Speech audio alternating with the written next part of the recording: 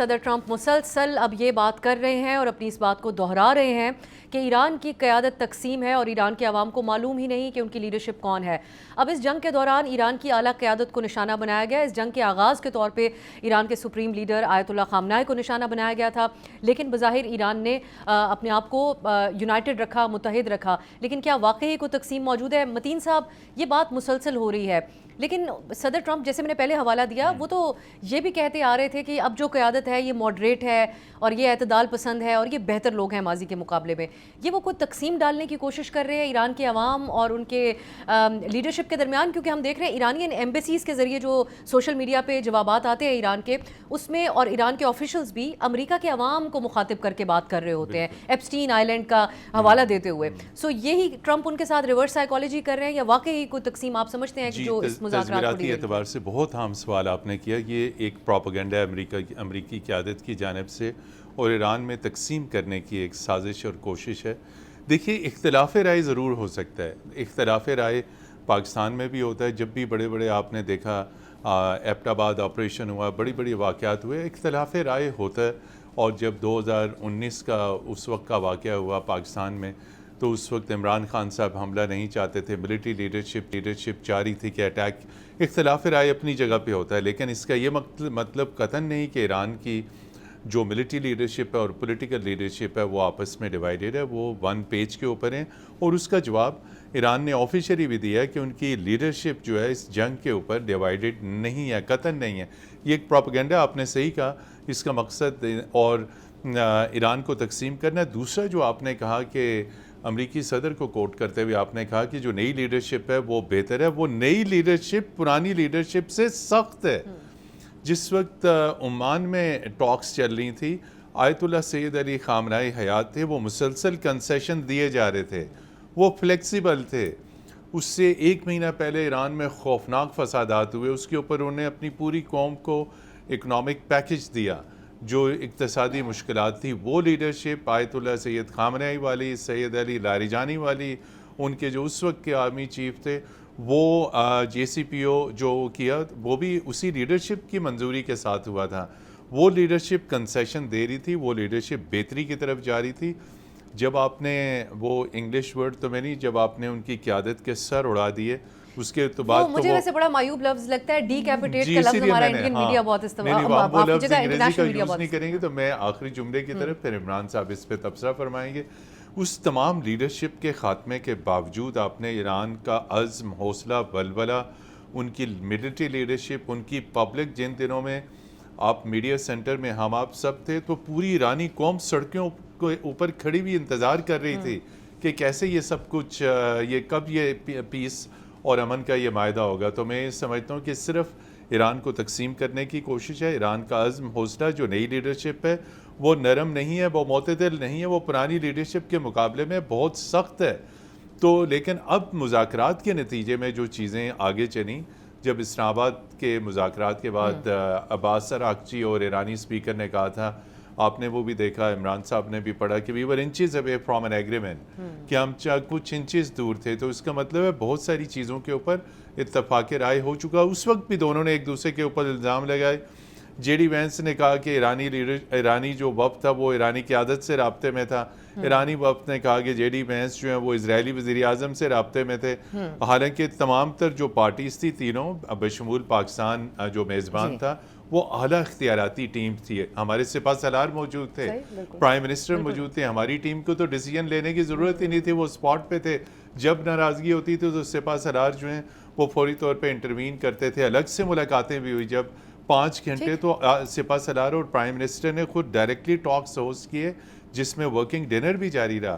پھر پہلی دفعہ دونوں کو آمنے سامنے بٹھائے۔ تو میں سمجھتا ہوں کہ امریکی بیانات ایرانی لیڈرشپ کو ڈیوائیڈ کرنے کے لیے، نئی لیڈرشپ پہلی لیڈرشپ کے مقابلے میں بہت سخت ہے، لیکن اختلاف رائے کچھ حد تک ضرور ہوگا۔ دہائیوں کا ایک وہ مائنڈ سیٹ ہے ریولوشنری، جس کو پذیرائی ملی اس جنگ میں مقابلہ کرنے کی کے بعد سے خاص طور پہ، اور دوسری طرف وہ ماڈریٹ ضرور موجود ہے ایران کے اندر جو چاہتے ہیں اکنامک ریلیف ملے اور لوگوں کی سینکشنز ہٹے اور زندگی معمول کے مطابق چلے ایرانی عوام کی۔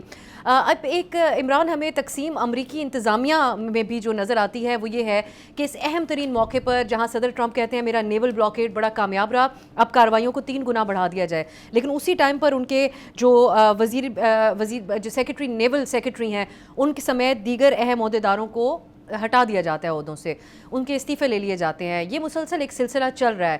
یہ آپ کو کیا انڈیکیٹ کر رہا ہے کہ ایک بڑی تقسیم ٹرمپ کو بھی اس کا سامنا ہے امریکہ میں؟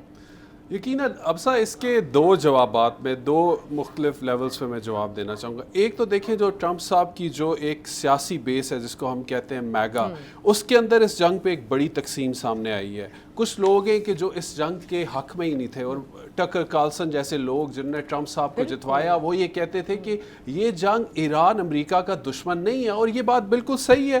میڈیا میں رپورٹنگ سے بھی یہ واضح ہو گیا کہ نیتن یاہو صاحب نے اس کو پھنسایا اس جنگ کے اندر، رائٹ. لیکن دوسرا جو آپ کا سوال ہے ایڈمنسٹریشن کی اس وقت کتنا افیکٹو ہے، کتنا کوہیرنٹ ہے. میرے خیال میں جو سیکرٹری آف وار ہیں پیٹ ہیگزیت صاحب، ان کا اپنے ڈپارٹمنٹ پہ بالکل کوئی کنٹرول نہیں ہے، اور وہ اپنے ڈپارٹمنٹ کے اندر ایک اپنی مورل اتھارٹی پہلے دن سے کھو بیٹھے، کیونکہ ان کی بڑی انتہا پسندانہ سوچ ہے. ان کا کوئی تجربہ ہے نہیں اتنے بڑے ڈپارٹمنٹ آف ڈیفنس کو رن کرنے کا. اور ورنہ دیکھیں جنگ کے اندر کئی جو لیڈرشپ ہے ان کو وہ جو کہ ان کی بات کے سامنے ایک کوئی اگر ریبٹل رکھتے ہیں، کوئی ایک اپنا نظریہ رکھتے ہیں، ان کو وہ ہٹا دیتے ہیں پیٹ ہیگزیت صاحب. تو امریکی ایڈمنسٹریشن اس وقت مجھے اتنی افیکٹو کوہیرنٹ نظر نہیں آ رہی، اور ایڈمنسٹریشن کے اندر ایک پینک بھی ہے. اور اس طرح کی تقسیم ماضی میں کبھی آپ نے آبزرو کی امریکی انتظامی سطح کے اوپر یا دیگر صدور کے اندر؟ کبھی ہم نے دیکھا ان کے فیصلوں کو پہ اس طرح کی تقسیم آئی ہو؟ یہ تو ہوتا ہے امریکی ایڈمنسٹریشن میں، ہمیشہ لوگ ایسے ہوتے ہیں، ایڈمنسٹریشن کے اندر سے ڈسینٹ بھی ہو سکتی ہے سب کچھ. لیکن یہ تھوڑا مجھے جنگ کے بنیادی فریم ورک کے حوالے سے اس پہ میرا نہیں خیال کہ اس طرح کی ایک تقسیم، اس کو میں تقسیم نہیں کہوں گا، لیکن یہ جو ٹاپ پہ لیڈرشپ بیٹھی ہوئی ہے دے ڈونٹ ہیو، انگریزی میں کہتے ہیں نا they don't have their act together. تو وہ ان کو صحیح ان کی ایک مربوط حکمت عملی نہیں ہے، کیونکہ اس جنگ میں وہ گئے جس حکمت عملی کے تحت وہ کامیاب ہوئی نہیں. اس حکمت عملی کا بنیادی مفروضہ یہ تھا کہ جب ہم ایران پہ حملہ کریں گے ایران گھٹنے ٹیک دے گا، ایران رد عمل کے طور پہ جو مشرق وسطیٰ کی ریاستیں ہیں ان کو اٹیک نہیں کرے گا، ایران امریکہ کے ریڈار تباہ نہیں کرے گا. لیکن ایرانیز، جیسے متین صاحب نے کہا، ایرانیز نے جس طرح سے ایک ریزیلینس دکھائی ہے، اس کی وجہ سے امریکہ جو ہے نا، امریکہ کے اندر ایک پینک پایا جاتا ہے، وہ بڑے پریشان ہے اس وقت، اور اسی وجہ سے وہ مذاکرات کے ٹیبل پہ آئے. یہی سوال متین صاحب پھر اٹھتا ہے کہ امریکہ کا گراؤنڈ ورک کیا تھا ایران کے حوالے سے؟ رجیم چینج پہ جو وہ سوچ رہے تھے اس کے اپوزٹ ثابت ہوا عوام کا رد عمل. تو یہ اب آپ کی نظر میں عرب اتحادیوں کا میں چاہوں گی کلوز آپ اس کے اوپر کریں. چائنا نے پچھلے دنوں میں بہت زیادہ عرب ممالک کے دورے کر کے اور ان کے ساتھ اس موضوع کے اوپر ان کی پیش باتیں ہوئیں. آپ سمجھتے ہیں کہ اگر آگے بڑھتی ہے یہ کانفرنٹیشن اور معاملات کشیدگی کی طرف جاتے ہیں تو عرب ممالک کا پھر اب اس میں امریکہ کے ساتھ وہ باقاعدہ شامل ہوں گے یا ایک مختلف ہمیں؟ نہیں، قطعاً شامل نہیں ہوں گے. وہ پہلے ہی امریکہ اور اسرائیل کے اوپر اعتماد ان کا ختم ہو چکا ہے، چونکہ اربوں کھربوں ڈالر کے یہ جو 50 امریکہ کے اڈے تھے گلف کے اندر، پورے اردن سے لے کے دیگر تمام خلیجی ممالک تک، وہ تمام سیکیورٹی شیلڈ جسے کہتے ہیں کمپلیٹلی شیٹر ہو چکی ہے.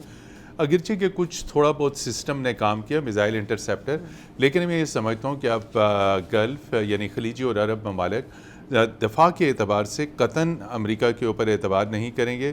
اور جس طریقے سے پاکستان اور سعودی عرب کے درمیان معاہدہ ہوا، اس کے بعد ایک گریٹر معاہدے کی بات کی جا رہی ہے جس میں مصر، ترکیہ، سعودی عربیہ اور پاکستان، اب جو خلیجی ممالک ہیں وہ دیکھ رہے ہیں کہ جس طریقے سے پاکستان نے یہ کامیاب سفارتکاری کی، اور اب پہلگام کی بھی جسے کہتے ہیں اینیورسری، جسے 1 سال مکمل ہوا. یہ جو کچھ آج پاکستان کر رہا ہے، یہ ہم نے جو گزشتہ سال یہ جو کچھ اچیو کیا، جو اتنی بڑی فتح حاصل کی، اس کے بعد ہی ہمیں ایک پوسچر ملا، ایک رول ملا، اور اس پہ امریکی صدر کے مسلسل سٹیٹمنٹس آئے. پھر پچھلے برس جون میں سپہ سالار کی اور امریکی صدر کے درمیان میٹنگ، تو یہ تمام ان میٹنگز کا عرب ملکوں کے اوپر گہرا اثر پڑا ہے. سپٹمبر میں جا کے پھر سعودی عرب پاکستان کے ساتھ معاہدہ کرتا ہے، تو میں سمجھتا ہوں پورا سیکیورٹی کا منظرنامہ گلف کا بدلے گا. چین کا بھی رول بڑھے گا. آپ نے دیکھا کہ آج چین کے سفیر کی وزیر اعظم سے ملاقات ہوئی ہے، اور امکانات ہے کہ پاکستان کی اہم شخصیت اگلے 24 گھنٹوں میں چین کا دورہ بھی کر سکتی ہے، ایک انتہائی اہم شخصیت. تو چین کا رول بڑھے گا، چونکہ یہ جو شروع میں پاکستان چین کے 5 نکاتی امن فارمولہ تھا، وہیں سے ہوا تھا. تو چین کا رول ہوگا، پاکستان کا رول کبھی ختم نہیں ہوگا. اس کے ساتھ ساتھ ایران نے قطر کے ساتھ معاملات طے کر لیے ہیں. ایران اور سعودی عرب کے وزرائے خارجہ آپس میں رابطہ کر چکے ہیں. ایران سعودی عرب کے اوپر حملہ نہیں کرے گا. تو بتدریج ایران اور متحدہ عرب امارات کے تعلقات کشیدہ ہیں. باقی ایک دو اور ممالک کے ساتھ بھی، چونکہ متحدہ عرب امارات کا جھکاؤ بہت زیادہ اسرائیل کی طرف، وہ تو واضح ہے. جی بالکل، لیکن سیکیورٹی کا منظرنامہ مکمل تبدیل ہوگا. ایک نیا سیکیورٹی پیکٹ آئے گا جس میں پاکستان، سعودی عرب، ترکی اور مصر کا انتہائی اہم رول اس کو ہم آئندہ تفصیلی طور پہ آپ کے ساتھ ڈسکس کریں گے. سبسکرائب کریں اور بیل دبائیں تاکہ کوئی خبر رہ نہ جائے.